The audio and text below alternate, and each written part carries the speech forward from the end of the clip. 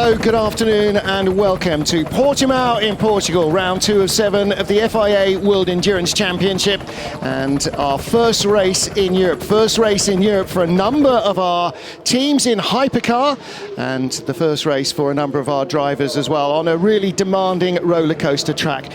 Well, the first thing that I'm going to say, good afternoon everybody, I'm Martin Haven, joined in the booth by Anne Davidson and later by Graham Goodwin, but we have a surprise guest with us first. The first thing, Ant, we were just talking about, rule makers often, almost inevitably, get a hard ride from everybody because of something that's stupid and shouldn't have happened. I want to say, whoever came up with the idea of splitting our qualifying into 3 separate groups this year deserves a pay rise. That is a brilliant, brilliant piece of work. Qualifying has never been better. It really hasn't. Look, this 3-way split you have now with the GTs, the LMP2 cars, and then the Hypercars makes complete and utter sense to me. I've been out there before as a driver myself, battling in qualifying with mixed categories. Nobody's happy. Everyone comes out of it at the end of the day thinking, where are we in lap times truly, because I got traffic every single lap. So this is a much better format. It suits World Endurance Championship to the ground. It's fantastic. Round 2 here in Portimão. Couldn't be any better. Well, we're the opposite side of the Atlantic from where we started in Sebring in Florida just a month ago. And as you can see, the championship takes us to the far side of the globe as well, to Fuji in Japan, before we end up in Bahrain. And of course, in the middle of it all, there's just that little thing of the centenary Le Mans 24 Hours. Well, we're looking here at the Corvette racing car of Ben Keating. I'm delighted to introduce you to his co-driver, one of his 2 co-drivers this weekend, Nicky Katzberg. Now, Nicky, for the pros in the GTE Am, the qualifying format that says that the bronze driver must qualify is good news for you, because you don't have to argue about who's going to go out and do the qualifying. It's very good news. It takes away a lot of the pressure, and it's almost like a bit of a holiday. He does the qualifying and the start of the race, so it's easy for us. But yeah, on the other hand, a lot of pressure for Ben, and we're going to hopefully see another nice fight. I think it's really good. First of all, they introduced the rule a few years ago that the bronze driver had to qualify. That's the lowest rated in the FIA rankings, and those are normally the guys that fund it. And this puts them totally in the spotlight. They really get a chance to shine. And on this track, Ant, they're going to need to be really on their money. Absolutely, yeah. This is a proper roller coaster of a ride around this circuit. 2.9 miles, 4.5 kilometers. Looking at turn 1 here, it comes downhill. It's quite a quick right-hander. The pit lane exit as well feeds right onto that line. We'll get into that more on race day when it matters. Turn 5, second corner we focus at here. One of the better corners for overtaking, but a critical one in qualifying to get right.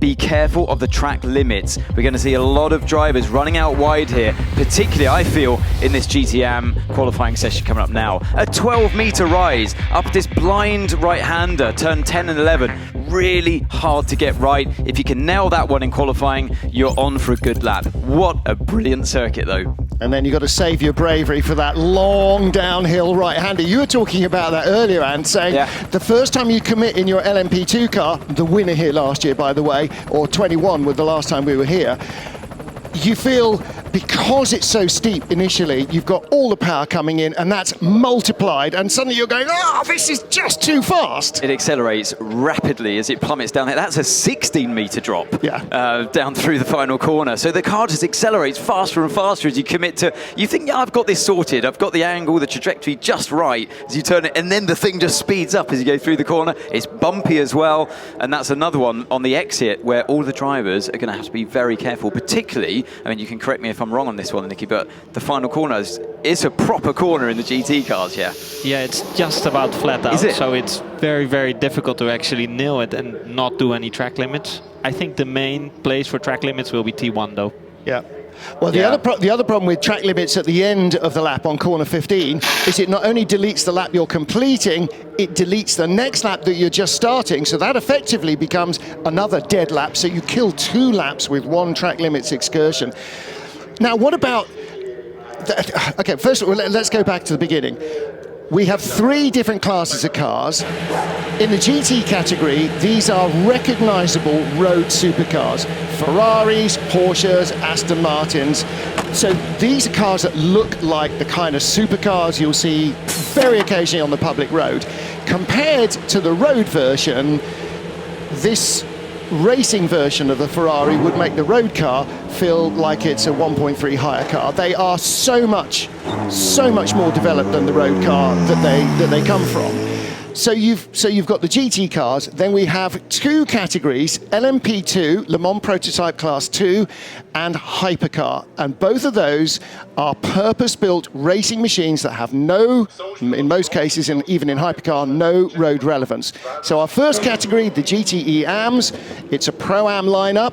The gentlemen or lady drivers, who are the bronze-rated drivers, go first, and they have two pro drivers who will be swapping through the race. But it is qualifying only for these bronze-rated drivers. So, Nicky, what kind of advice had you been given to, or if any, before going into this qualifying down at Corvette?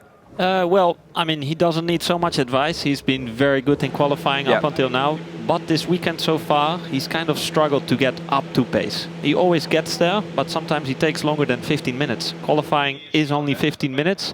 So I told him, lean on those tires a little bit quicker this time, put energy in them a bit quicker, and go for the lap earlier. And is it a different compound of tyres that you're running here compared to Sebring?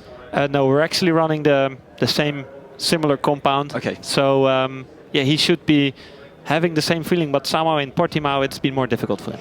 Now, part of what's changed this year in terms of leaning on the tyres, like pushing them hard early on, is that these tyres, if you see a car in Formula One, the tyres come out of the garage in tyre blankets, keeping them hot from the ovens that they've been baked in, so that they're as close to the operating temperature, round about 100 degrees Celsius, that they need to generate the grip. You can see these tyres here, no tyre blankets, there are no ovens behind the garage anymore. They're not even allowed to sit in the sunshine to gain a little bit of warmth. They have to be in the shade. So when the driver goes out, he's got no grip at all from the tyre compared to when it's hot. So one lap to bring them in, or two laps? I mean, how fast can you bring it in? We saw a spin from this car here that we're looking on screen, just on the exit of turn one, straight out the pits, didn't we? Yeah. In FP3. So that, we've only got 15 minutes, and it's going to take them sort of 2 minutes to do a lap. But you're going to lose at least 2 laps just trying to warm the tyres up so that you've got enough grip to actually go quickly, right? Yeah, I would say the first lap is a complete throwaway because you will have no temperature whatsoever. It's a very, very big change for us, the fact that we don't have any tire heating anymore. And you cannot make a mistake either, because if you lock the tire, they will not be so nice to you anymore the rest of qualifying. So it's very difficult. And the other part of that is 2 of your tyres actually have to be used in the race as well. So if you only flat spot one side, that's very unusual. You're likely to do both fronts or all 4 tyres. And so at some stage, you're going to have to put a tyre on in the race that's already ruined. So it's a double jeopardy. Qualifying for the FIA World Endurance Championship in Portimão in Portugal, about to get underway at 3:30 local time. Open pit lane. Under 1 minute to open pit lane. And the voice. Please remind drivers of the need to respect track limits. Any lap which we see or which is reported to us as being done beyond the track limits will be, within the possibilities, immediately deleted. So the voice of Eduardo Freitas, the race director, a Portuguese race director as well. He started out as a marshal and has been a chief marshal, a head of marshal's post, and gradually worked his way up to... Under 30 seconds to open pit lane. Under 30 seconds to open pit lane. Through the race director for the World Touring Car Championship, as you'll remember, Nicky, and now here he is again, waiting to tell you off when you do something wrong as the race director of the World Endurance Championship. So lots of experience. And 10, 9, 8, 7, 6, 5, 4, 3, 2, 1. Pit exit is now open for LMGTE qualifying session. Well, out goes the yellow car guys, Ferrari, followed by the Corvette that Nicky shares with Ben Keating, and then Paul Dall'Anna. Sarah Bovey in the pink Porsche, the Iron Dames driver, and Ben Keating were in the battle for pole position in Sebring. Ben came out on top in that instance, getting the better of it, but there immediately, first car out, That's Takeshi Kimura in the car, guys. Ferrari. And that was just on the looping it brakes. round. Yep. Just you know, braking gently, I would imagine, before turn 3 and looping it round immediately. It's what we spoke about. But Nicky, Ben listened to your advice and he's straight out there ahead of the car guy's car. Luckily, because it spun just there. And it looks like he's already on his way getting some energy into those tyres. Yeah, Ben is doing a good job, but this shows how difficult it really is to go out on those cold tires. I've done it a couple of times this weekend, and it's not easy. And this is at the beginning of qualifying with only 11 cars and nobody else on track. That is going to happen when people are leaving the pit lane in the middle of a race, when their dander is up, when their brakes are hot but their tyres are cold, and the brakes will grip even more effectively and the tyres are going to be overwhelmed. So again, when you're coming down into turn 1, every lap you're in the car, there's a potential, if somebody's coming out of the pit lane, that you might need to be taking some really drastic avoiding action. And I mean, it's a heart-and-mouth moment, isn't it? Yeah. For every driver coming out of the pits, knowing that, you know, one false move and it's as easy as that. You've got the grip, and suddenly it's like walking on ice, and you're over. It's all that grip's gone, and but then it starts to slowly build up. When you get to about this stage in the lap already, correct me if I'm wrong here, Nicky, but around this stage already, turn 7, turn 8, you're getting a bit more feeling of grip coming in. And I think we can hear from car 54 now, Thomas Floor's radio. The quali decided on track limits, so be sure to do a good bunker lap within the track limits. It's almost like when you know rain is coming in Formula One, get a lap. Don't be fancy, just get a lap. Problem is though, you get a lap, but your tyres are cold. So you have the lap you need really is at the end. Yeah. When everybody else is getting into the groove. So Yeah. it's easier said than done, that comment there. That's kind of old school mentality. Yeah. We've got the tyre blankets on, you're pretty much good to go with a brand new set. Get a banker lap in, and then you can see there's just no grip. No. Pit lane exit. No, exactly right. Well, Sarah Bovey heading out. There's the Corvette Racing team watching in the blue shirt on the right-hand side. Laura Wontrop-Klauser. Both hats on this weekend. Corvette Racing, that's one of her programs. Cadillac Racing in Hypercar, that's one of her programs as well. So she's got the GT3 Corvette program coming on stream. That'll be introduced next year. All sorts of stuff going on there. But Ben Keating, actually, Thomas Floor was one of the 3 Ferrari drivers that he figured would be in the battle.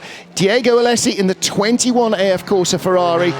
We've already seen, and Luis Perez Companc in another brand new Ferrari to replace the one that was rolled in Sebring. We've already seen the first lap deleted because that spin from Takeshi Kimura exceeded track limits and he has had his out lap deleted. From a spin.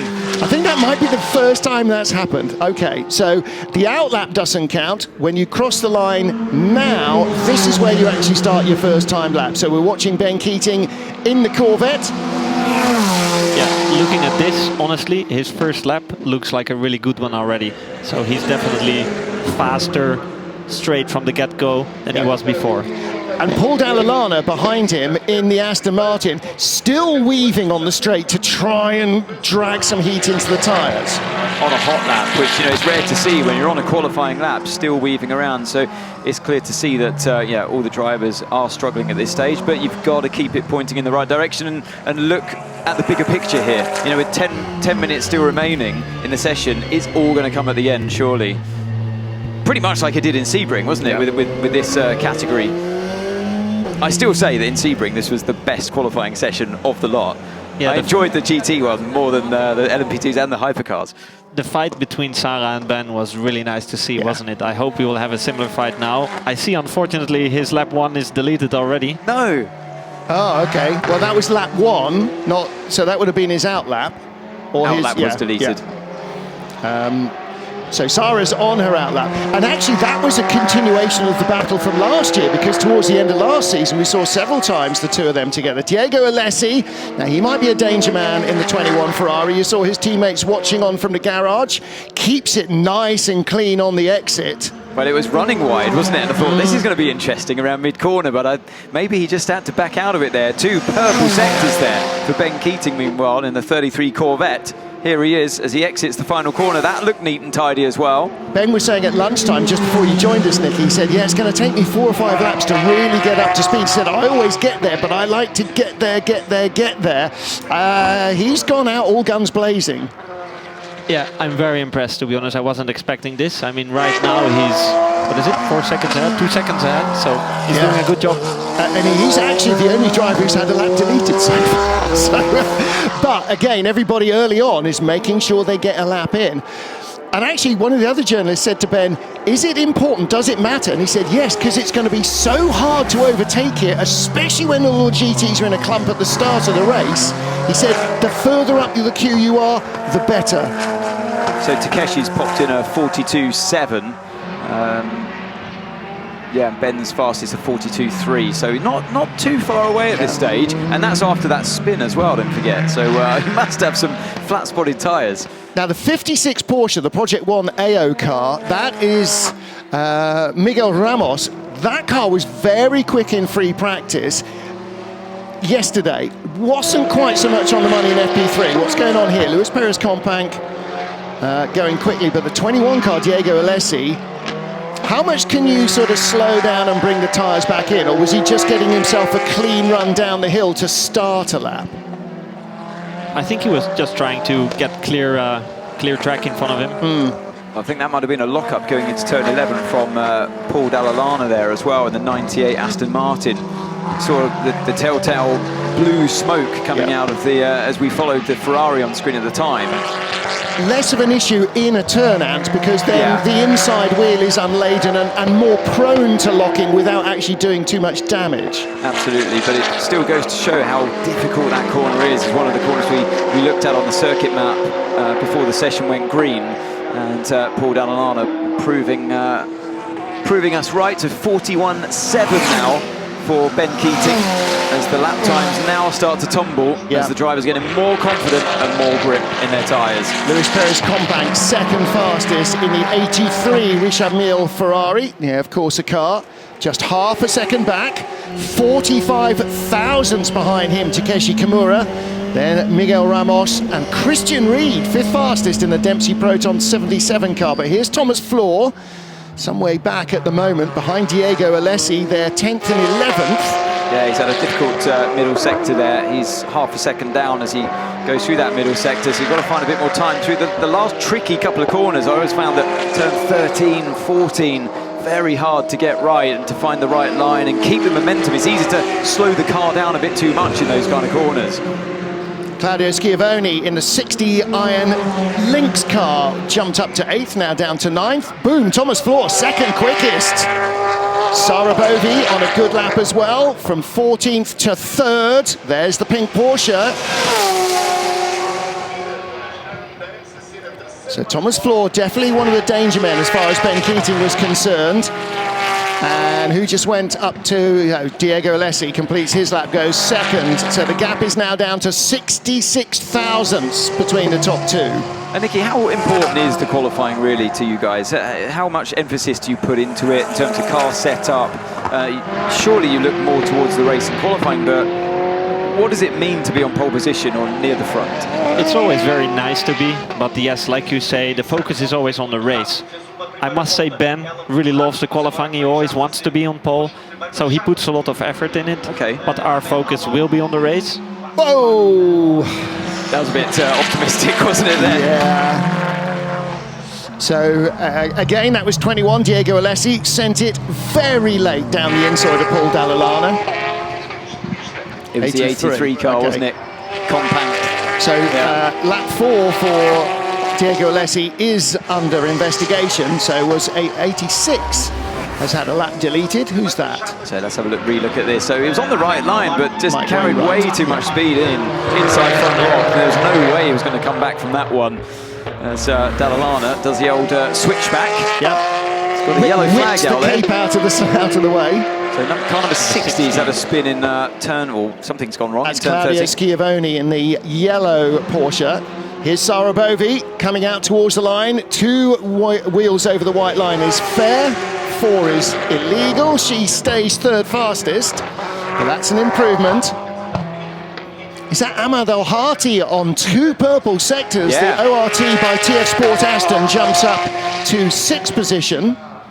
ORT, not Austrian Radio and Television.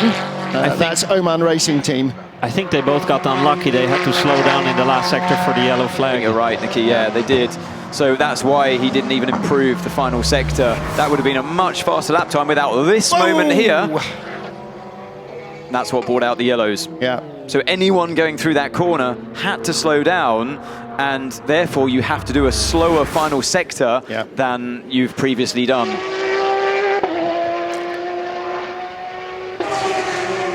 So looking here at Ryan Hardwick. Oh, well, no, this is the 77 at Dempsey Proton car. Ryan's in the 88. I don't know if you'd already mentioned it or not, Martin. I'm too excited here, but Alessi's now on pole position, effective pole position, provisionally. By 1600ths of a second. So lap times continue to tumble. This is exactly what happened in Sebring, wasn't it? So it's going to come down with 3.5 minutes to go. Surely it's going to come down to whoever's last one on track. I think Sarabovi just did an incredible middle sector. Yeah, purple sector set there. Well spotted, Nicky, and a pretty handy first sector as well. Not her fastest, or the fastest, but good enough to be in the mix to improve her overall lap time. I think if she can just get this final sector done. Whereabouts is she on circuit now?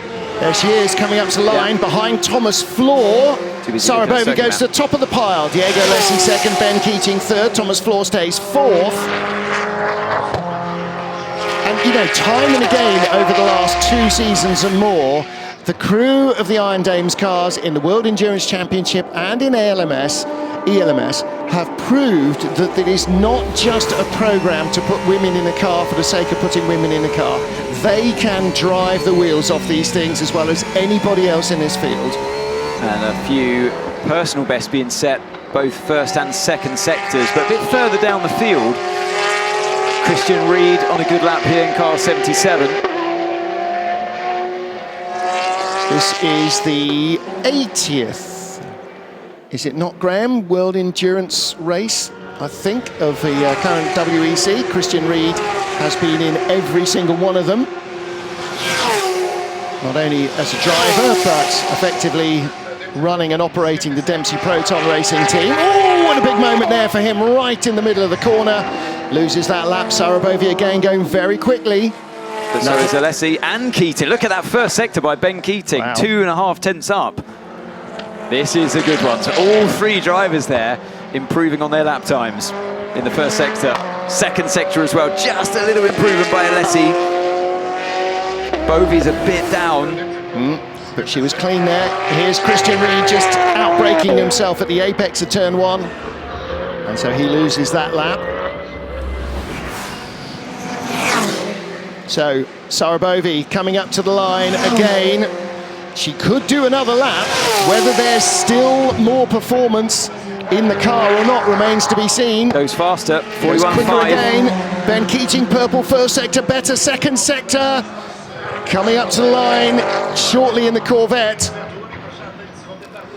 And Sarah did go out probably a full lap later than everybody else, so she might have more meat left in the tyre when they're all starting to run out of that really good grip. And Ben Keating. He had a good toe as well, look. Yeah. Nice slipstream, and another 2 tenths found in that final sector. Brilliant stuff there by Ben Keating. He really nailed that lap there. Purple sector 1, 2 improvements, sector 2, sector 3. Good job. I think that might have been the lap. He's got a bit of traffic this time around, but that put him into good stead down the main straight to get that vital slipstream.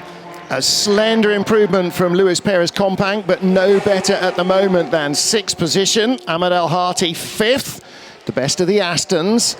And behind Ben Keating, Sarabovi in the Iron Dames Porsche, and then Diego Alessi and Thomas Floor. And Sarabovi, purple sector 2, not as quick in sector 1 as a previous lap.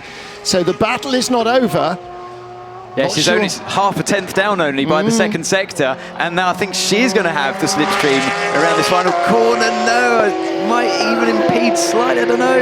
Yeah, the guys were saying that when you're in a GT car behind another, you wash out everywhere because you just lose that oh, so close, but I think it was clean. Would you have had to have lifted there, Nicky, or not with that moment in the Checkered GT flag. car? Is it pole for Sarah Bovey, or does Ben Keating get 2 out of 2? He kept it. He kept it. Could have been all to do with that final moment. I don't know. Yeah. What do you think? Honestly, looking at it, I'm very happy, but Yeah, I think she did lose some time there. I think so too, definitely. But it is pole position for the 2nd race in a row for Corvette Racing and for Ben Keating. He's never driven the car here. Corvette Racing have never been here, so he spent several days on the simulator back in the States before he came here, bedding himself in and trying to find a setting. But he said, I said, how does it correlate in the real world? And he said, it's absolutely nothing like it. Nothing like it at all. Good looking lap from Miguel Ramos. Well, no, he wasn't. He went over the track limits on the penultimate corner exit, so I think that lap time we've just seen will be deleted. But I think, was it a personal best anyway? It was. Might have been, yeah. So I think that lap time will... unfortunately for him, it was on camera as well when it happened. So, yeah, the world saw it. But brilliant qualifying there from Ben Keating. He did exactly what he should have done. Kept it clean at the start, built the tyre temperature up perfectly well, and yeah, just brought it home at that last lap he did. Brilliant stuff. There's your teammate, Nick Veroni, looking very happy with that as well. You know, in the end, all the points are for the race, but when you start at the front of the train and you've got all of your rivals bunched up in a queue behind you, then you're not trying to force the issue. It's down to you, or Ben in this case, because he will start the race, to dictate the pace, and for everybody else to find a way to get by him. So that's you know, the dream starts at the weekend for him. It's a massive help. It's so much easier when you start in front to stay out of trouble. And you'd be amazed sometimes how big the gap is. After like 4 or 5 laps, it could be 10 seconds already, just because you start up front. Yeah. He'll be well chuffed with that one. He's Brilliant never stuff. disappointed to be on pole, Ben Keating. He just loves it. And again, the battles between him and Sarah, he's waiting for her to get out of the car because they really enjoy the battle with each other. And you know, 3 or 4 races in a row now, it has been the 2 of them that have squabbled and have set the front row positions. So there we go. Qualifying is over for our GT teams. First man to congratulate her. Good to see. There you go. And again, it shows it doesn't matter where you come from or how tall or not tall you are. You know, you can fit into a racing car and still pedal just as quickly. What are you saying about Ben? Is he short? No, I'm just saying that Sarah's He's about got a thing about short people. your height. And Ben actually could have made a handy single-seater racer because he's the right height for that. But there you go. That was a well-earned pole position. He should be. You said, Nicky, he likes his pole positions, and that one's going to mean a lot to him, I think. Yeah, you still have to do it. And Yeah. he wasn't so certain about it before qualifying, so I'm sure he's going to be well chuffed. Yeah. 2 happy bosses then. Yes, Oh, yeah. absolutely. So, yeah, Absolutely. no pressure for tomorrow. Well, there you go. Yeah, the next time we hear from Nicky Katzberg, we'll be on the radio talking to the team, undoubtedly. Complaining, probably. Well, probably. Hey, listen, it's hot, guys, and the tyres have gone away. Corvette Racing from Iron Dames, Ferrari 3-4, and then the best of the Aston Martins is Ahmad El Hati for Oman Racing Team. Thanks to Nicky Katzberg, and we will see him in action tomorrow. Let's hear from Laura Wontrop-Klauser. Yes, I'm with Laura Wontrop-Klauser for Corvette. That was great. Ben put in a great performance, but it's so taking it to the edge in GT, isn't it? We are so proud. Ben does a great job, and the team put a really good race car underneath him as well. I mean, this is a team sport, and I think everyone should be proud, but especially proud of Ben. Thanks very much. Well done. Thank you. Yeah, and Ben Keating, that would be a big confidence boost for him. Qualifying from the cold tyres and start the race tomorrow, that could be a massive thing with Ben getting into a car with cold tyres. I think as well, you know, you do use those tyres as well from qualifying in the race. Yep. And so you will see them again. Oh, okay, they're not at optimum condition. Let's just listen into this. And Yeah, I didn't expect. Oh, he didn't expect what? There's a cliffhanger. He didn't expect what? He did not expect to be in the top 3. Qualifying cars may now be That's what he was telling me at lunchtime. LMP2 cars may now be pushed to the working lane. We're under 5 minutes to start LMP2 qualifying. But looking at as we listen to Eduardo instructing the team switch now, we get to the LMP2 cars onto the pit apron. The Ferraris win the game there, without a shadow of a doubt. He thought it would be a Ferrari 1, 2, 3. That's what he predicted. The 2 leading cars this time had to really work for it. And I was watching that from afar from behind Nicky Katzberg thinking, Ben Keating's got this. And all of a sudden he didn't. Yep. And it wasn't just Sarah Bouffi. It was Diego Alessi. It was Thomas Fleur coming out of nowhere. Yep. Ahmed El Harti. Yep. And, you know, Takeshi Kimura in the mix before the real pace came. And Luis Perez Compang in the mix, but had that wild moment off track. That was a very open qualifying session. Exactly as you predicted, it was far more open than we saw at Sebring. I do think Alessi, I think he might kick himself a little bit after that session. I think he had the car to do it. I think he had the speed to do it. It didn't come together for him. And I feel like, therefore, it could be a brilliant race tomorrow in the GTE Am category. Because opportunity they've got lost, the speed. I think, there for all the Ferraris, actually.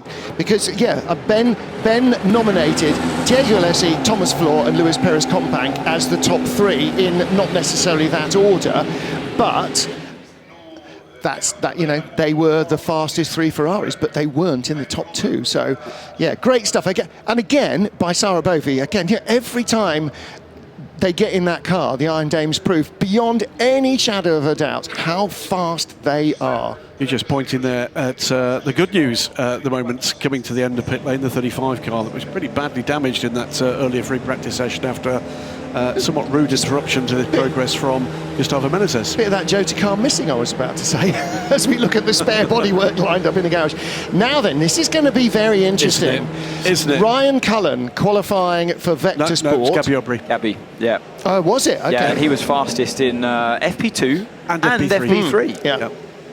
In the Vector Sport car. And Vector Sport entering their 2nd season in existence and in the World Endurance Championship with their LMP2 car.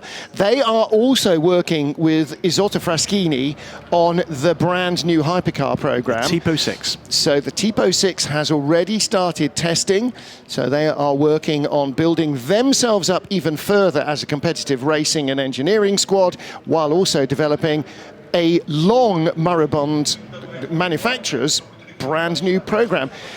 It's important to say that Vector will continue with their LMP2 program even when the Hypercar is introduced. Let's have a listen to what's going on board the 48. How is the situation with the track limit? Yeah, same as before. The only GT cars that's been penalized is for T1, T4 and T14. T1, T4 and T14. Okay, so nothing in T5 and T8. We still police, but nothing on the screen for GT. Nothing on the screen for the GTs. Okay. Really interesting radio conversation there in car number 48. And I think maybe the wrong information given to the driver. I think that was FIA, isn't it? Yeah, on the that was radio. FIA, When they said, confirm nothing in turn 5, Turn 5 is definitely a corner they're going to be looking at if people go. I just think it was a case that GTs didn't go off there. No. Yeah, the critical words were the last words the engineer said was they were monitored, but nobody exceeded track limits there. So he's now, if he didn't listen to those words, he's going, no, T5 and 2A, I'm good to go. Well, he'll find out on lap 1 that he's not. Well, enjoy your penultimate sight of the number 48 Orica. The next time and last time you'll see it this season is going to be in the race tomorrow, because next time that crew takes to the track after this race will be in the new Porsche 963. They get that car delivered next week. And will it be a number 48? No, it's number 38. 38. So mighty 38 comes back, and it will be the mightiest 38 ever. Now then, drama for Prema. What's that all about? Now, that is one of the T-bars that goes down on the rear, inside the bodywork. It's for the rear bodywork. So I think they've realised they've left some of the rear bodywork loose, and they're legging it down there for all their worth. Less than a minute. This could be a penalty coming here. Working on the car outside. I think you're right. Yeah, this is not going to be good for them. So the working area for the pit lane is between the 60-kilometre pit in and the 60-kilometre release pit out. Anywhere in here you can rescue a car from.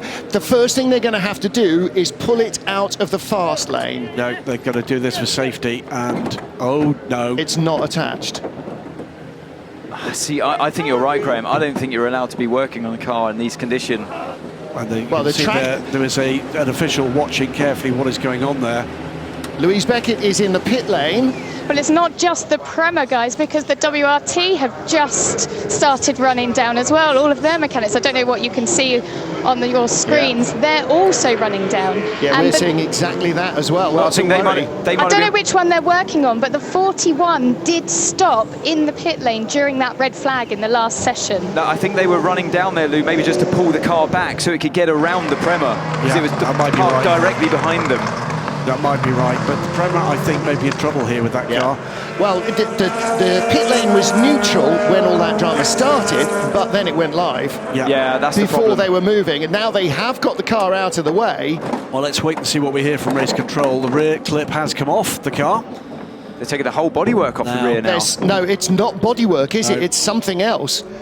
What's happened is his steering wheel is lit up like a Christmas tree, and they're getting all sorts of warnings. Now, it might adjust there. They've hit something with a big hammer. Metaphorically, there's not actually been a big hammer involved, which is quite disappointing, actually. This is Dorian Palm, by the way, at Ollis was shown on the screens as being aboard that car. We've not seen the car out on track yet, so you'd have thought Mirko Bortolotti in that car. And the problem is in LMP2, it's so closely fought. I think the whole, the top 10 at least in LMP2 and FP3 were covered by about 0.4 of a second. So you cannot afford any penalties be coming your way. 63 gets underway now. We'll wait and see if we hear anything from race control. Who's out there? Ben Viscal is aboard the number 9, the sister car, Prema Racing. Gabriel, we've already mentioned, the Vector Sport number 10. Phil Hansen is aboard the number 22 for United Autosports. The 23, by the way, still on pit lane. Oliver Rasmussen in the 28 Jota. Team WRT have Robin Freins, whose grandmother is 100 years old today. Happy birthday, Mark Freins. Happy birthday. Red lights. Got red lights on the pit gantry. We have got red lights on the pit gantry. It is not a red flag, so they should not be illuminated, so that's just a little bit of a snafu. Just completed is Albert Costa in the interior pole 34, Andre Negrão in the 35, and Mathieu Vazevier in the 36 Alpines.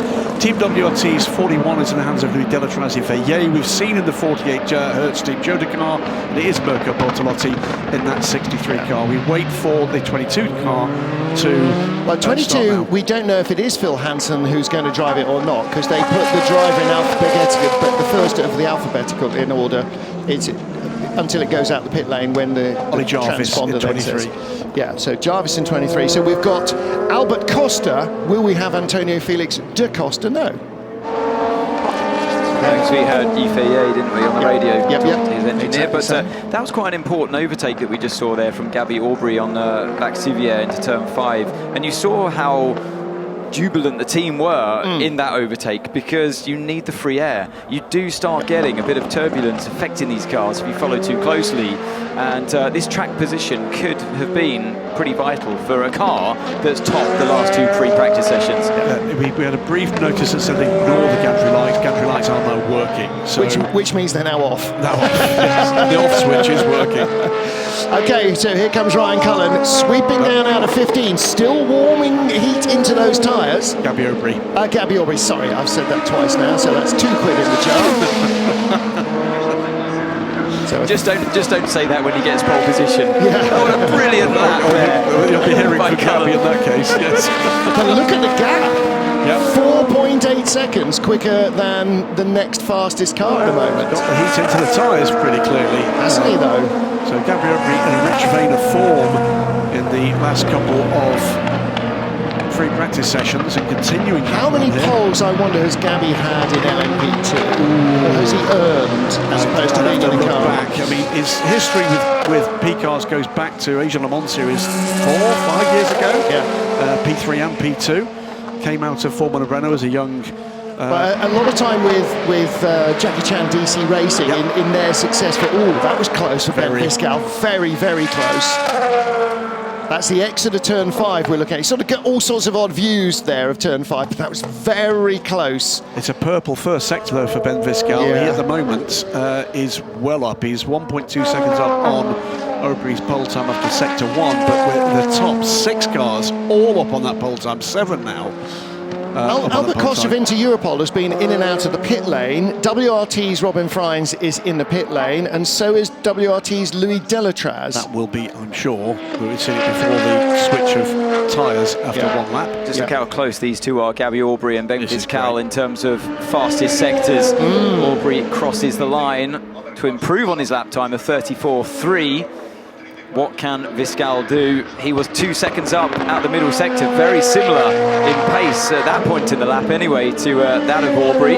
Here he comes around the final corner, that number 9 Prema car. What can he do? P2 for now, 34 seconds. Half a second slower in sector 3. Yeah, he did lose a lot in sector 3, actually.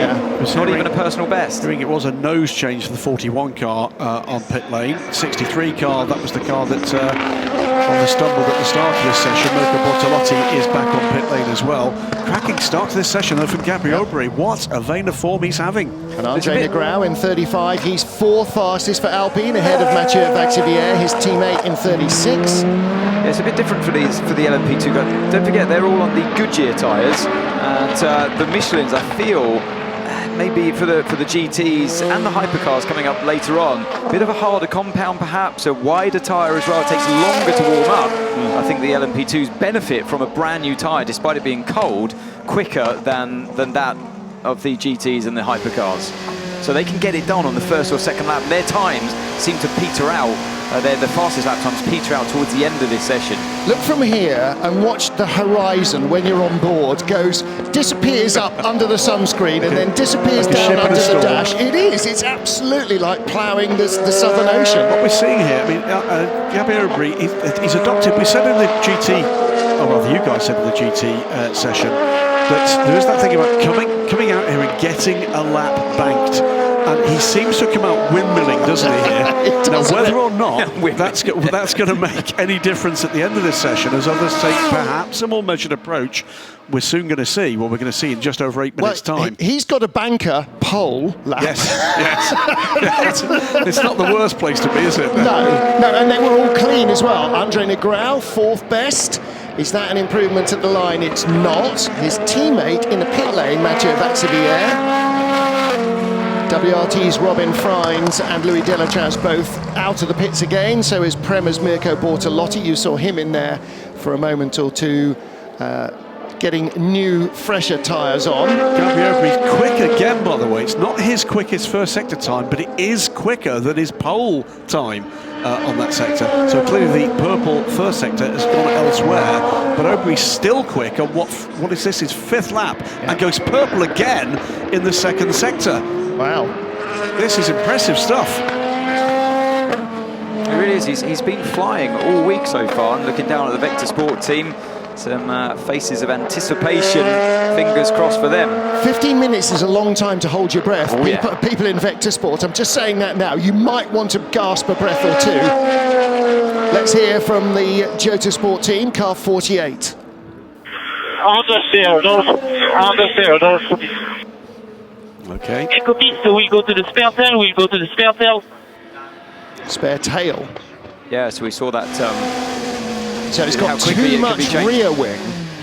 If it's understeering and you're putting on a different tail, that's to have less rear so that you're balancing the lack of grip at both ends. Absolutely. And because, like I was saying, because the LMP2, the Goodyear tyres are coming in faster in terms of the temperatures, it allows them to come in, bosh on a new set of tyres and get back out there and benefit with a better circuit, because it continues to rubber in. Drivers are more in the groove. They will go faster with 6 minutes still remaining in the session. They will improve lap times. I don't think this is over yet. If they had stayed on the same set throughout, the lap times would have petered out, but it's this is the second set they will improve. Hanson's going to be very close. He's 13 thousandths up after 2 sectors. Got marginally balked in sector 2 there by one of the Alpines, but he's just up on the provisional pole time of Gabby Aubrey. He was up on his own time again. So it's going to be really tight between these two if they get a clear run on these laps. Oliver Jarvis goes second. He's 0.286 of a second back in second place. Aubrey nearly a quarter second faster than Hansen in sector 2 alone. Phil Hansen goes second. That's a big lap from Phil Hansen. And Gabby Aubrey, if he gets a clear run on this sector 3, is going to go further away from that. Where's Albert Costa? How far up is this going to bring him? 9th currently in the yellow and green of Inter Europol, up to top 6. 6th he comes, yeah. This circuit's getting faster. I tell you, it's Aubrey rapidly improving. Aubrey nearly 2 tenths clear at the end of sector 2. Across the line he comes, loses a fraction at the end of it. It's not quicker. He's dropped time. 79,000 slower than his previous best. It's one of the few sectors he's dropped time to anybody else in the last 4 laps. This is a stellar period. But look at this from Jarvis. Jarvis absolutely flying in the first sector. He's a little bit up again in the second sector, but this third sector seems to be the one where they're all dropping away. Delatraz up as well in the first sector in car 41. And Costa is up as well. We've got 3. And he's off. And they're all on fresh tyres, aren't they? That's that lap time scrapped, completely scrapped. So Jarvis just running out a bit too wide in the penultimate corner. Really costly with 4.5 minutes to go. Delatraz is in a poor second sector against the pole time. He's lost a couple of tenths as well. So Frines and Delatraz both on brand new tyres. This is their first flying lap on them. But Costa is up, 10th up after the second sector. It's all about the final sector here. And Costa is also on brand new tyres for Inter Europol. Who'd have thought Inter Europol and Vector Sport in the hunt here for pole position? Hey. Absolutely amazing stuff. Absolutely. Look, they've all got the same kit of parts. They all get the same Lego kit at the beginning of the season. It's not what you have, it's what you do with it. And Costa, I can see on our circuit map, there he is now in that bright yellow and green car. He's got a beautiful slipstream in front of him as well, That's coming clean. up as he crosses the line. Is this a front row? No. 4 fastest, okay. But he's still got meat in the tyres. Don't forget, they're producing good second, third, and maybe even 4th lap times. 35 runs out wide. That's the end of that lap as far as Andre Negrão is concerned. It's an interesting one. Yeah, Bortolotti. Sorry, Graham. Yeah, Bortolotti. So this is the car, don't forget, that we saw some action with the tail of the car in the pit lane. We haven't seen anything on screen regarding penalties, but he's on an absolute flyer here. 1.5 tenths up by the second sector. I wonder what's going to happen to car 63, lap 5 deleted at turn 1. Yeah, what lap's he on? This lap. Oh, no. But we've got 3 other cars, 2 now, as Louis Delatraz drops time in the second sector. 2 cars out there, one of which is Robin Frines. Bortolotti goes to the top. But he doesn't. It's the lap one's deleted. No. Gabby Aubrey's in the pit lane. Does he have time to come out on it? No. But he's going to lose this time, Bortolotti. But Bortolotti has just got time to get to the line and start a last gasp effort. What about Frines? Where's he going to come? Yeah, but Frines crosses the line. Is it going to be good enough for pole? Second row. Good There's lap. Hansen coming to the line shortly. And Also he's looking for second. He's on a flyer, 0.271 of a second back. Frines, by the way, lost that lap time. Oh, he did, didn't he? Yes. But Phil Hansen Frines back down to 5th. Phil Hansen is second at the moment and stays second. Traffic loses 3 seconds to traffic in the final sector, but flying 2 minutes to go. He's got a clear lap. Has he got the pace and the tyres still? Look who's 12th. Car number 63, Prema, Mirko Bortolotti. Is he going to go 12th to pole? This lap has to be the big one. Well, it could be from pole to 12th, back to pole, because that lap's not got to lead. So he's had a completely free lap in terms of traffic. Has it been clean enough? He's up again in that second sector. So's Hansen. Hansen after the first sector, half a tenth up. A tenth up for Mirko Bortolotti after the second sector. And he'll get another lap after this. He will. Still 90 seconds on the clock, so he will get another lap after this. So if this gets him close, he knows he can afford to push even harder. This is the point. He's done it. Guys. Yeah, but now he can afford to really push extremely hard. Hansen fastest first sector as well. You can see there on the screen, purple first sector. Dorian Pan there in amongst the Lamborghini shirts at Prema. Yeah, it's all ramping up, isn't it? Yes, it is, isn't it? And Mirko Bortolotti, of course, is a factory Lamborghini driver as well. Robin Frines across the line in no improvements. 5th place, no, 6th place. But watch for Hansen. Hansen coming around the final corner now. He is into Here he is on screen. He's 3/4 of a tenth up on Bortolotti's time after sector 2. What can he do in sector 3? He's off. He's dropped a tenth and a half. He's going to get one more shot at this. Well, no, he's backed out of it. I heard him just lift and coast into turn 1, so that's it for Phil Hansen. He may well have felt in 15 that the tyres were going away from him horribly. And sorry, Martin, I think that was off. All 4 wheels off in turn 1. If he goes fourth. Well, he'll lose that lap. But this was starting. Yeah, he was going to lose this lap. Rather, yeah. We rode on board as we exceeded track limits. I think that's us done. I'm not looking at improvements anywhere up and down. Ollie Jarvis is on a quick lap. Yeah. But it's not ultimately quick. Well, Yiffy is on a personal best first sector, but he lost that because he ran out wide in turn 1. Nobody else with a green or a purple sector. So Mirko Bortolotti went from the top of the pile to the bottom and climbed straight back up the ladder. Well, it all started with almost disastrous scenes, didn't it, in the pit lane for that car 63. Still want to know what that was all about and whether they're allowed to get away with that. Exactly so. There may be more wrangling. It may not be over for Vector Sport. However, even if there's no penalty, Vector are second in qualifying, and that is an absolute genuine reflection of their pace all weekend. That's brilliant to see. It's another small team stepping up and really getting it all to work. Gabby Aubry will have got out the car, strode over, I'm sure, to the team management and to Claudio Berra from Misotto Fraschini and handed over his CV. And then quickly marched up to Eduardo Freitas, race director, and said, I think you should look at what happened in the pit lane there.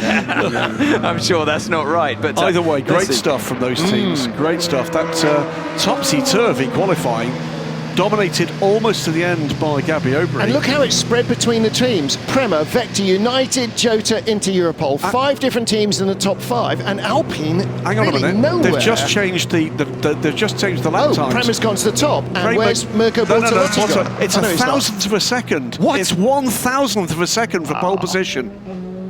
That's fantastic. There's been a lap deleted, and he's still done enough. By 1,000th. Wow.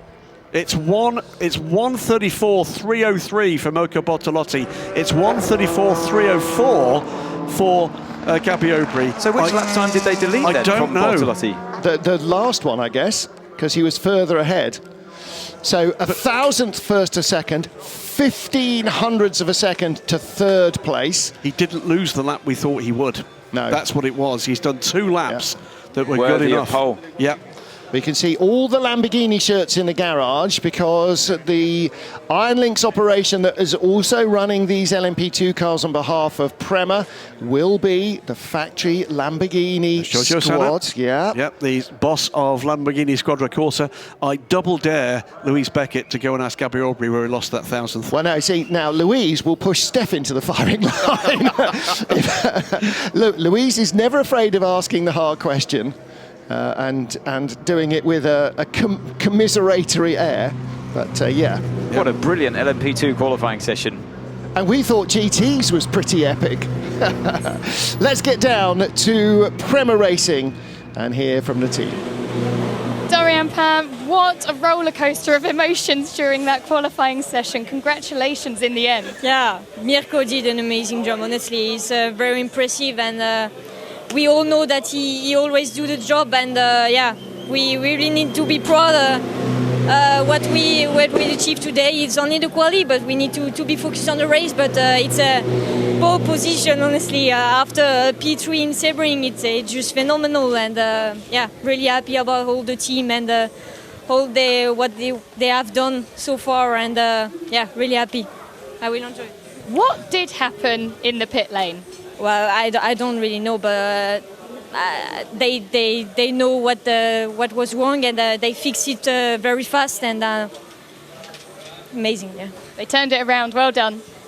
Yeah, from a shy retiring young lady about a year and a half ago to a baby-faced assassin now, and she's going to be a big part of what comes. That's joy. That's great to see.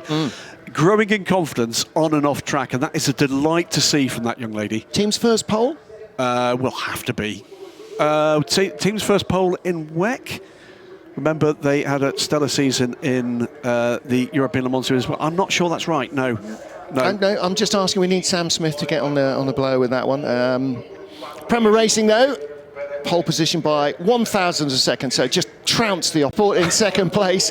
United and Jota and into Europol.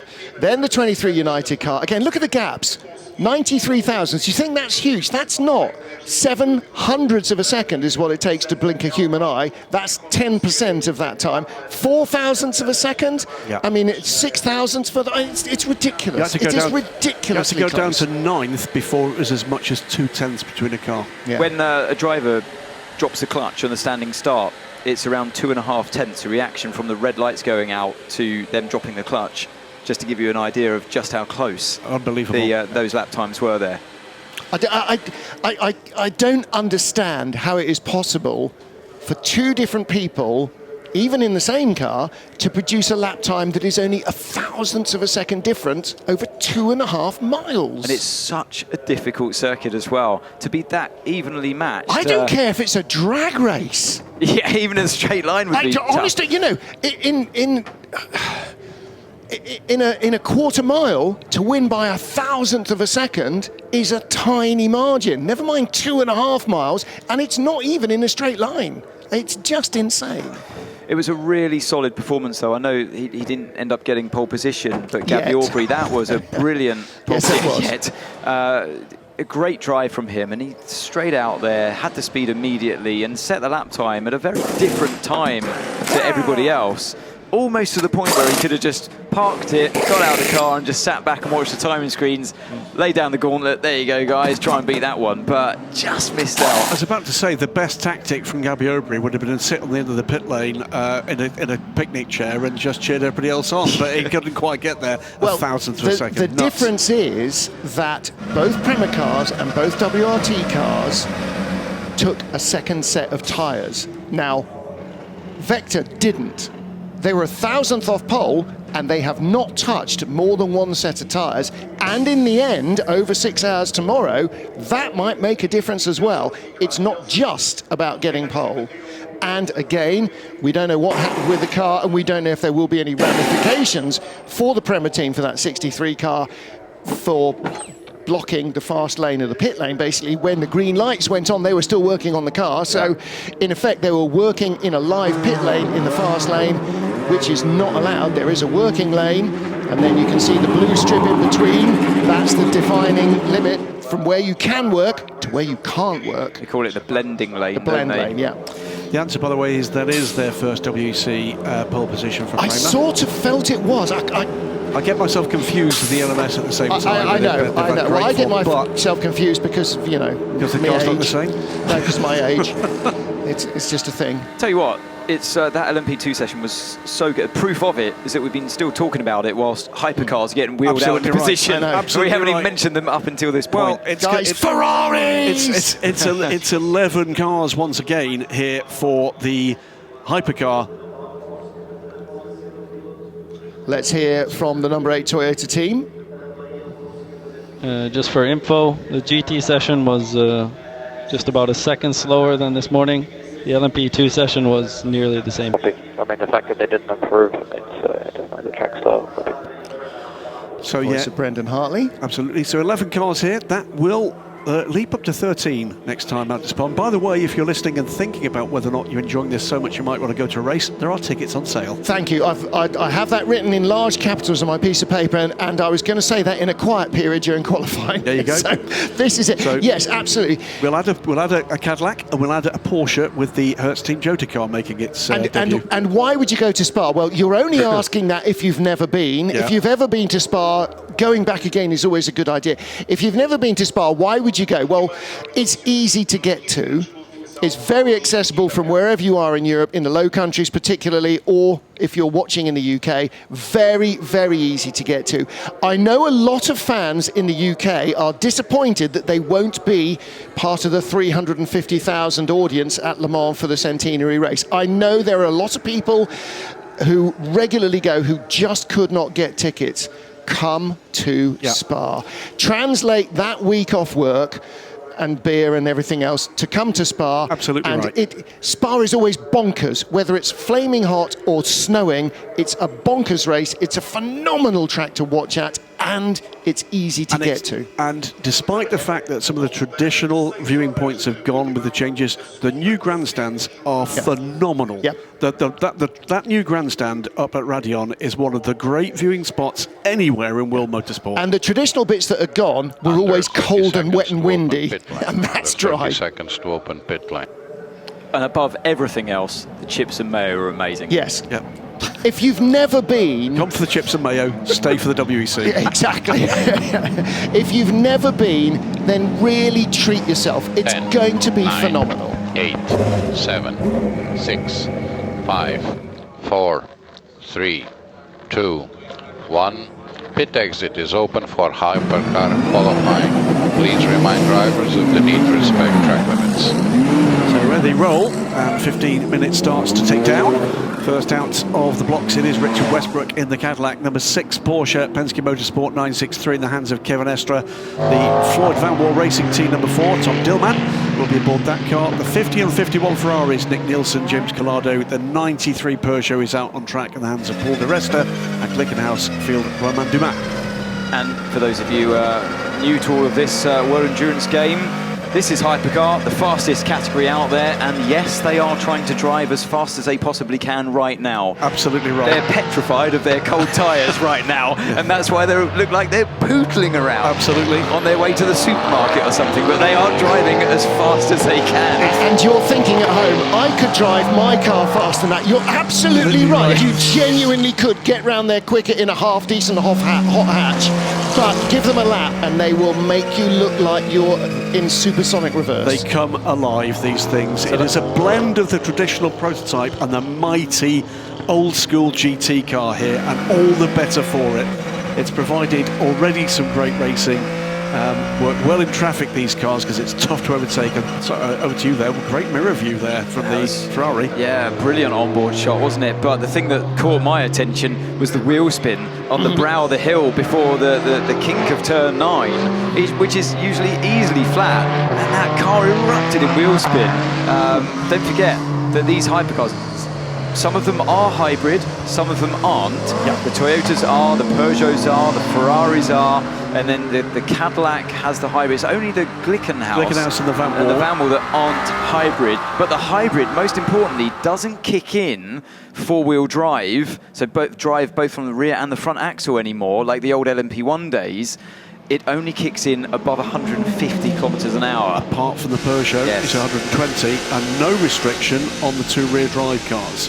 So it's there's lots of differences here to get your head around. And again, what we're talking about here is the hybrid is just a different way of generating energy compared to the internal combustion engine. Yes, so it doesn't add power, it just replaces the internal combustion engine power. So your maximum power output remains the same, no matter whether you generate it from 60 monkeys pedaling bicycles or a 7-litre V8. Look, it's almost like the old school Group C days where it's basically an amount of energy in the tank, isn't it? Yeah. And it's the same now, it's a combination of the petrol power, the fuel power, not petrol of course, because it's the Total ethanol-based fuel, but also the electrical energy. So they're dealt out a maximum amount of energy. You'll see that in the graphics package in the race tomorrow. And the internal combustion engines that we've got running here are running on Total sustainable hydrocarbon fuel, but it could easily be on diesel. Yes. Or hydrogen. Yes. Or again, monkeys pedaling bicycles, if that's what works for you. There is no prescribed number of cylinders. There's no prescribed format of engine. You could have a straight 6, a V8, a flat 4. You can do whatever you like. You can have turbocharged or normally aspirated. Hybrid you can have hybrid or no hybrid. Rear wheels only or all 4 wheels. You can basically, there are performance envelopes that you have to try and achieve. You can't be below them or you'll be completely out of the game. You can't be above them, and that's lift drag coefficient, so it controls your aerodynamic package, but you don't have to have wings, or you can. It doesn't have to have ground effect, but it can. You can design it to look like a road car. You don't have to. It's so wide open that these things look and sound exactly the way we wanted. totally different to each other. One of the rule makers explained it to me brilliantly, which was in the old days of LMP1, you had a very tight geometric box that you had to build the car within. That doesn't exist anymore. It is all value-led. It is that weight, it is that power, it is that lift against drag, etc., and then run what you brung. If it meets those equations, you can get it. And what it's given us is these 11 cars that all look phenomenally different from each other. To be very petty, we could say that we're not doing it the old way that Formula One does. We're just giving them targets to hit, and however they hit the target is good by us. And the only thing that's going to happen is Brendan Hartley goes through at 1:36.019 to go top of the times with what is realistically the first flying time here, is that this racing is going to get closer during the life of these cars. Because remember, the Toyotas, the GR010s that have dominated Hypercar in the first couple of seasons here are going to be reeled in as these other teams understand the packages they've got underneath them. And we saw in Sebring in qualifying, Antonio Fuoco took pole for Ferrari, really put Toyota under pressure. And Toyota were not just, okay, we're fine, we've got race pace, They wanted pole. They wanted to re-establish themselves as the benchmark. Ferrari came in swinging and stole pole. Now, what they don't have is 2 years already racing the Ferrari, and that's Toyota's big advantage. They've been working on that car solidly for 2 racing seasons. They know it inside out. They know how to get the best out of it. Down in the pit lane, Louise Beckett. Yeah, just look at the 2 Cadillac. They went out, you saw them going out first. They came straight back in, and they've only just gone back out again. I'm trying to find out from the team why they would do it that way, but they're not answering that at the moment. Just briefly, by the way, Glickenhaus go to the top. They're still coming down to the real times, but good to say that Romain Dumas puts the Glickenhaus on top. Here, though, comes Brendan Hartley, who's going to blitz that time into orbit. Purple. Yeah, 1:30.480, so he's 3.8 seconds up on that time from Romain Dumas. 1:30.480 then puts the number 8 Toyota on top. Now that's the first lap, and where he's actually on hot tyres and is really leaning on them, because nobody's 4 seconds quicker than everybody else in this game. Yeah, I mean, that's why we weren't really focusing on the lap times to begin with, because you saw how slow their outlaps were. We'd fill you in with a bit more extra information about this brilliant new hypercar category and new competition that's arrived. But now, like you say, Martin, they're getting the temperature into those Michelin tyres, and they're able to start leaning on it more. Now we'll start to focus a bit more on the lap times. Everyone's got a lot of work to do, because Brendan Hartley rightly said, Graham, a 30.4 is absolutely trouncing the competition at this stage. Over a second, 1.1 seconds faster than Nick Nielsen that we see on screen now. The 2 Ferraris lapping, not quite in formation, but not very far apart. Car 63. Yeah, they're going to look at what happened with the Prema car that took pole in LMP2. I think they'll probably have a penalty to serve. Whether it loses pole or not, I'm not sure. They may end up with a stop and hold or something in the beginning of the race. There is an argument that they delayed cars in the pit lane. This fight between the 2 Toyotas, by the way, guys, looking very tasty indeed. Kobayashi up in the first sector, just 3,000s. Hartley up on himself in the first 2 sectors, a 10.5 up by sector 2. And Kobayashi's previous lap, a pedestrian 7.2 seconds slower than Brendan Hartley, so he's taken longer to bring his tyres in and brought them in more gently. Is that going to pay off for the 7 car at the end of the session, where they're starting to go over the edge, maybe on the number 8? Speaking over the edge around the final corner as it plummets downhill, and then up this small rise, Kobayashi comes to the start-finish line, crosses it to go second fastest to his teammate, 3/10 or 2.7 tenths down. I think there's a bit more time to find in that car number 7. Great competition by the 2 of them. They're leaving everyone else for dust. So Toyota, Ferrari, then the first the Porsches, then the first the Peugeots, Porsche, Glickenhaus, Peugeot, Cadillac in the hands of Richard Westbrook, really just getting up to speed now, Westy, and then the Van Wall. Yeah, the Caddy does have a very distinct sound, doesn't it? It's like it's got a muscle car motor. And of course, we will have 3 Cadillacs with us at Le Mans. We'll have 2 Cadillacs with us at Spa in 2 weeks' time. We'll also have GM with the Corvette racing operation in GTE Am. And there's another GM car coming, which will sound even more American motorsport. because it will be the Garage 56 NASCAR Camaro. I was actually going to ask Laura Wontrop-Klauser if they were going to go full NASCAR for hospitality and make people climb in through the window. But should we just listen to this into turn one if we stay on board with him? Oh, I just wanted to hear those downshifts and that brilliant V8 engine in the back of that Cadillac. Right. It is real America, isn't it? Here comes the Porsche. Fred McElweeky. Lap deleted for the number 6 car, which has left it back down in 6th place. That's the sister Porsche, Kevin Est. Now, how are Peugeot getting on? They had a pretty miserable time of it in the last race at Sebring, round 1 of this championship. The car didn't suit the bumpy track, the nature of that circuit very well at all. 1:32.7 is the quickest. It is for Nico Müller in that car. The 8 car on pit lane from provisional pole position for Brendan Hartley. Nothing else has come remotely close to that so far. It is the number 8 from the number 7. Then the 50 and 51 Ferraris, the 499P cars from Ferrari F Corsa.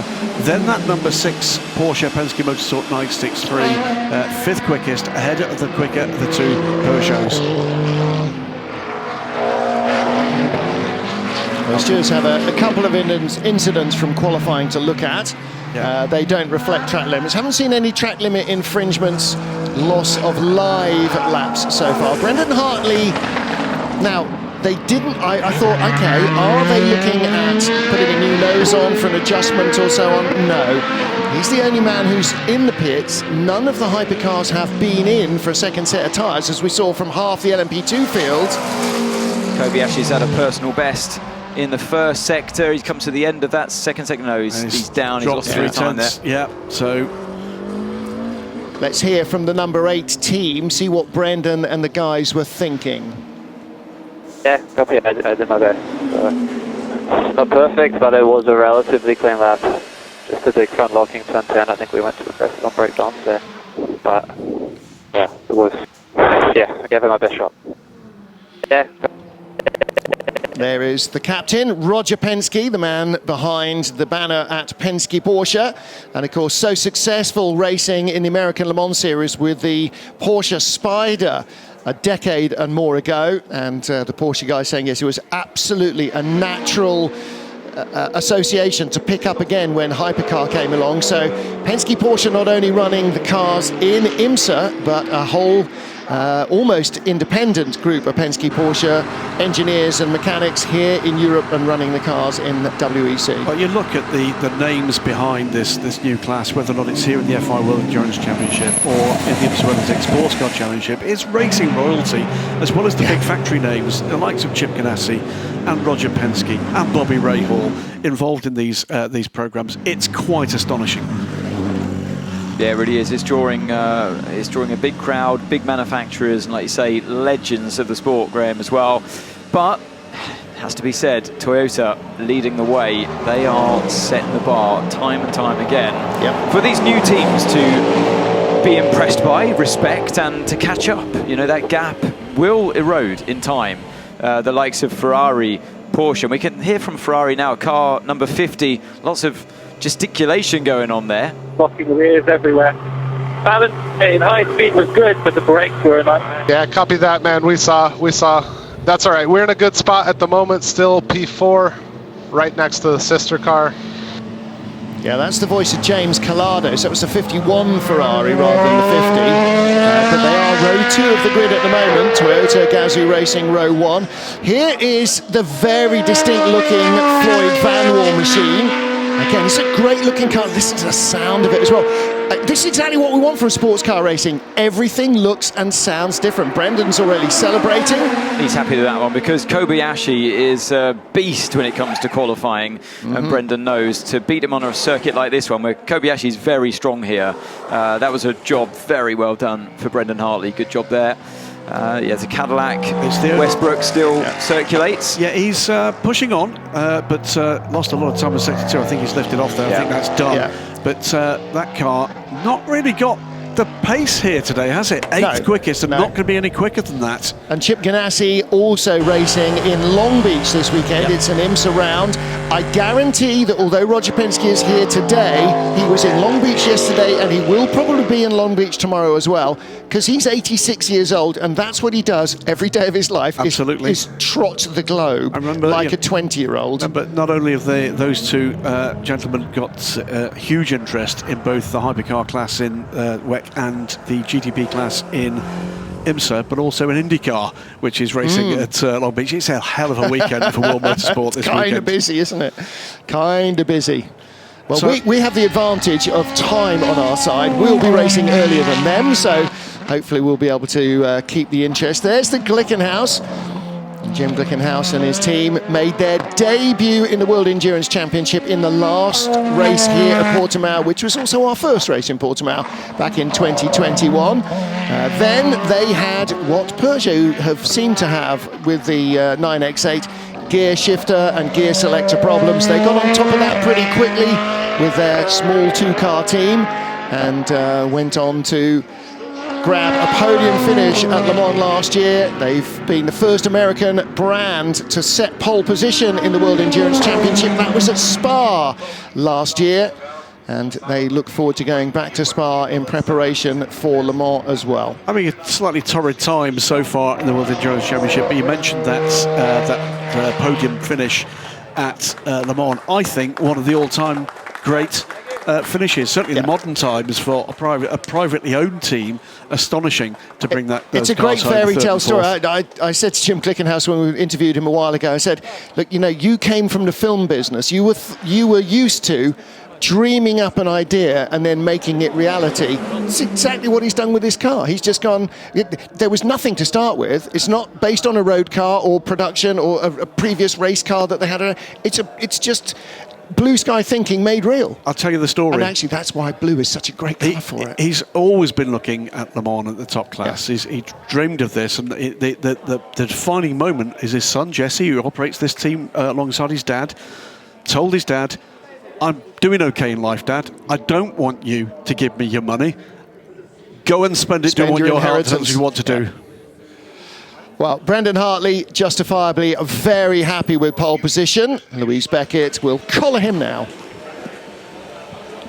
Brendan Hartley, you've been the fastest on track all day, actually, but when it mattered in qualifying for pole position for tomorrow's race. Yeah, it felt really good. I think we've put a bit of effort on qualifying this time. I think Ferrari annoyed us a little bit by snatching the pole and Sebring. It looks like they've done a lot of focus on long runs, and they have been very quick. We expected them to be a lot closer. There's different compounds as well, so it's hard to say what everyone's on. But yeah, from my side, I did a pretty clean lap. Only small mistakes, and I knew it was good. I knew Camus would be close behind. He's hard to beat in qualifying, and no, I'm very happy. Our crew's done an amazing job the whole time. We haven't tested here in the last few months, so we felt like we were playing catch up a bit on the first few sessions. But in qualifying today, the car was really great. I'm expecting a big fight with particularly the red cars tomorrow. Great. Well, I'll let you go and have photos taken. Thank you. Never beat the boss at golf. That's all I know. You're on risky ground there, Brendan, but very well done. Like he said, I said it before, Kamui is a beast in qualifying, and Brendan knows that. He's happy with himself, and he should be. Yeah, he's been waiting for his annual review outside that office for quite a while, I should think. By the way, if you do want to hear more from Brendan and from the other pole setters in the FIA World Endurance Championship here this afternoon, you can find the press conference. It's going to be broadcast live on the series of the Championship's YouTube channel. That is the official classification. Toyota Gazoo Racing topped the times 1-2, 130.171, just over a quarter of a second clear of the system number 7 car, and then the two Ferraris, 50 and 51, over a second back. Porsche and Peugeot then backed that all up. Prema Racing at the moment sit on top by 1/1000th of a second, but there is an investigation after the LMP2 qualifying. They just pipped Vector Sport at the end of that session, 63 from 10. In GTE Am, it was a fabulous qualifying performance again from both the Iron Dames and Corvette Racing. I think this is going to be a story throughout the season. It is Corvette's number 33 in the hands of Ben Keating that beat off the challenge of Sarah Bovey. Those are rather your 37 runners this afternoon. And as our pole position team celebrate, don't forget that before the race tomorrow, you have plenty of time still to catch up with what happened at Sebring. In fact, you can watch the entire race back again. It's only 8 hours. You don't need to sleep anyway. Or you can catch up with our full access program to find a little bit more of what happened away from the racetrack.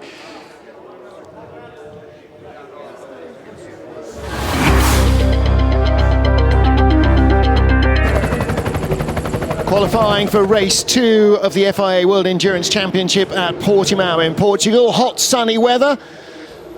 And as ever so far this season, the anticipation of a closely fought GTE battle as the first cars went out on track. Our 3 classes going out independently. Ferrari had been expected to set the pace, but in the end, the best of the cars, 3rd position. So the battle, as in Sebring, as so often last year, came down to Iron Dames versus Ben Keating. Sarabovi gave it everything, but Ben Keating, right from the beginning of the session, was on top and kept bouncing back to the top to claim his 2nd consecutive pole of the year.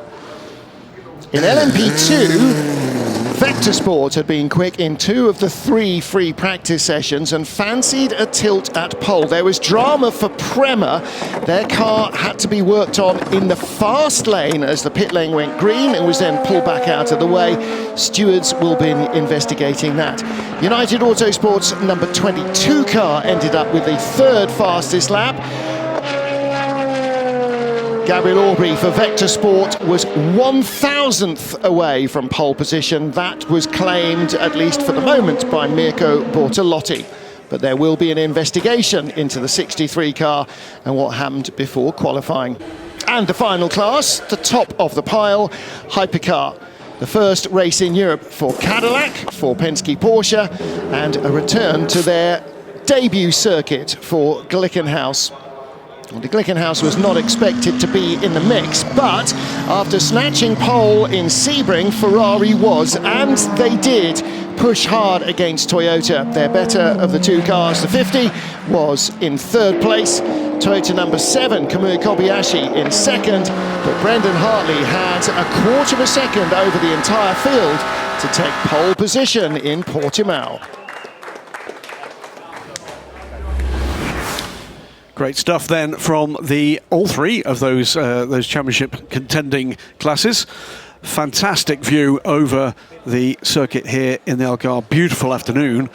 Still a bit windy out there, but 3 good qualifying sessions, Ant. 3 really good qualifying sessions, Graham, like you say. And it was interesting reading more to what Brendan was saying about those comments with, look, Ferrari beat us in qualifying, first time out in Sebring, and that annoyed us. So we focused, and this is a bit I latched onto, we focused more towards qualifying for this event. So, and they've noted that Ferrari's race pace is better, and it may be we're looking at a complete flip around from how it was in Sebring, where I feel Ferrari got a bit carried away with, this is the first event, qualifying so important. It's not really, and as it turned out to be, an 8-hour race in that 1,000 mile of Sebring. It's a 6-hour race here. The race is what matters, and like I always say, in endurance racing, you're probably bored of me saying this by now, but it was always true that I never looked back after a 6, 8, 12 or 24-hour race and thought, you know what, if only I'd had a better qualifying. No, and that's wise words there from the 2014 world champion, let's not forget. It is going to be, I think, a spectacular race tomorrow. First of our 6-hour races after the 8 hours in Sebring. It's the 2nd stage of a 3-stage run into the centenary running of Le Mans and a 7-race 2023 FIA World Endurance Championship, Martin Haven. It's going to be a cracker, and there's going to be plenty of people watching and plenty of people here to see it. And that's exactly right. Same, hopefully, at Spa, a much more traditional, fan-friendly location. So we're looking to see a big crowd there at Spa. Ferrari and the other hypercars bringing extra fans in, I'm sure. I'm sure there'll be lots of Porsche fans travelling for Germany to see these new generation of Porsches in action as well. But for the moment, Toyota the dominant force here in qualifying. Let's see what tomorrow's race will bring. Before that, the post-qualifying press conference will be streamed live on YouTube on the FIA World Endurance Championship page from 5 local, that's 1600 GMT, and we will be on air at 11:30 local, 10:30 GMT for our pre-race, and the race gets underway here at midday. 6 hours is the standard World Endurance Championship race distance, basically 6 hours, 1,000 kilometres, I can't even speak English. So probably time for me to say, on behalf of Louise Beckett, on behalf of Graham Goodwin and Anne Davidson, Martin Haven saying thank you for joining us wherever you have been. We'll see you tomorrow for the race. Until then, bye for now.